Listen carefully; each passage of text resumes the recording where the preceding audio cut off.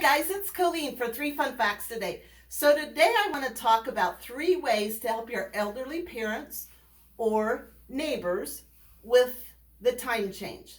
The first thing they might need help with is changing their clocks, whether it be a microwave clock, an alarm clock, a grandfather clock, or if they're still driving, their car clock. Sometimes those can be challenging, and so give them a helping hand. The second thing they might need help with is their smoke alarm, changing the batteries, okay? Their smoke alarm, their carbon monoxide detectors.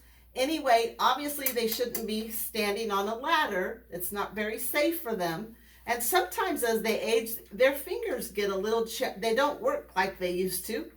And so they'll need help getting the battery in there too and get these little compartments open. The third thing that I'd like you to help them with is to change their light bulbs to some good, well-lit, make sure their rooms are well-lit. You could change these to LED lights. They're very, very bright.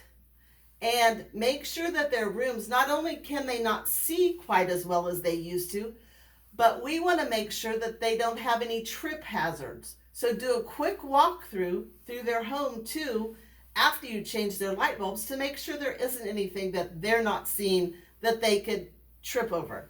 The reason I say that is I just had a friend of mine who fell and dislocated her shoulder, had to go to the emergency room, and she was there for about 35-40 minutes by herself before she was able to get herself some help. So anyway, I hope you guys can help them. I know you will, because it's wonderful. It's a great feeling to help somebody else. So anyway, they helped us when we were little, so now it's our turn to help them. So anyway, I'll see you guys on next time for 3 Fun Facts by Colleen. Take care. Bye.